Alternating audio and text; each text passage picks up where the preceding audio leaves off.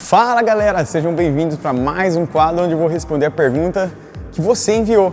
E eu vou responder hoje 3 muito legais especificamente aí. Se existe uma data limite para você começar a competir, eu vou falar também se é verdade ou não que para ir para umas Olimpíadas você precisa começar antes dos 20 anos. E também, sendo específico para a competição, eu quero falar sobre a especificidade de cada treinamento. Se você precisa treinar para nadar todas as provas ou se vale a pena você sempre focar em uma, ser mais específico em uma prova, ou se não, se vale a pena você realmente treinar para fazer todas elas. Então, fica ligado comigo até o final do vídeo que eu tenho certeza que você vai se surpreender com alguma dessas respostas.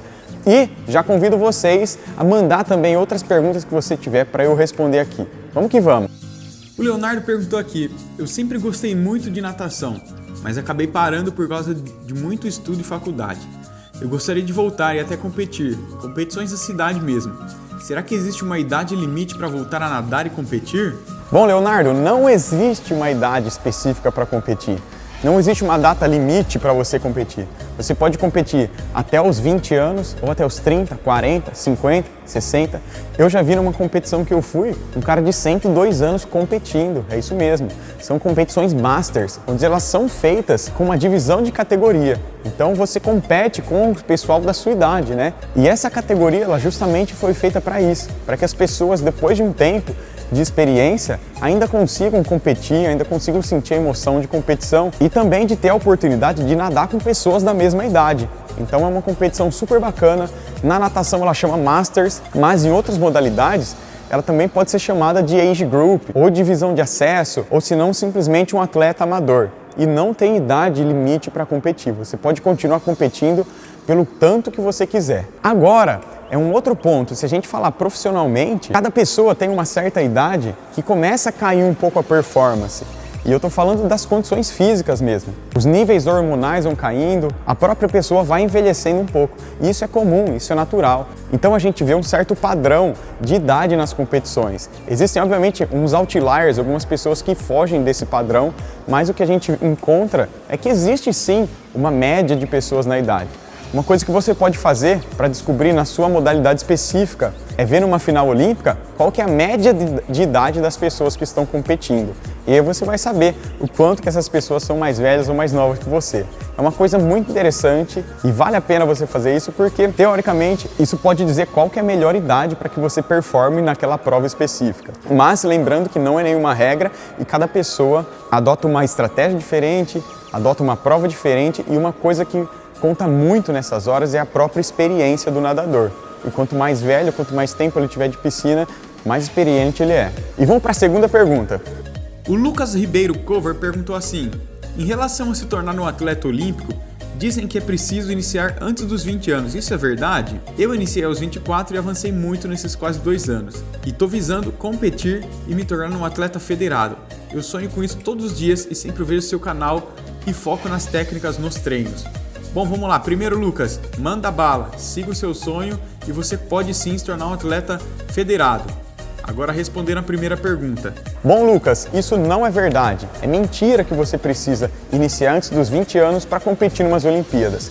Mas é importante dizer que ir para umas Olimpíadas, assim como eu já falei no outro vídeo, é uma coisa muito difícil. E quanto mais tempo de treino você tem, quanto mais qualidade você tem no seu treinamento, mais chance você tem de evoluir e de performar melhor. Mas isso não tem uma relação direta com a idade, né? É igual a pergunta anterior, se a gente pegar uma média das pessoas, você vai ver que todas elas começaram sim antes dos 20 anos a treinar em alto nível para estar em umas Olimpíadas competitivamente.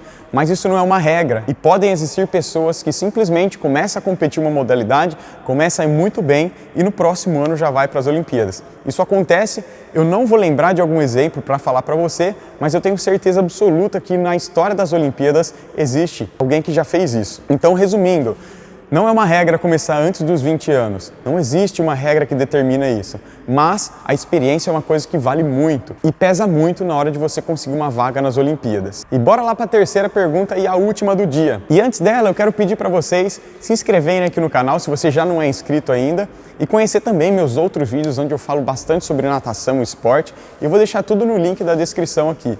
Vale a pena dar uma olhadinha lá que eu tenho certeza que você vai curtir. Vamos que vamos! Agora a pergunta é do João Henrique.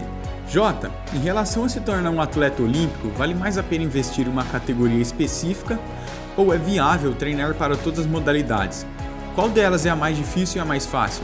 E por que os nadadores estão sempre ouvindo música no fone de ouvido antes da competição? KKK. Bom, João, eu vou responder primeiro a primeira pergunta que você fez. Bom, João, a minha opinião é que você deve ser mais específico possível. Por que isso?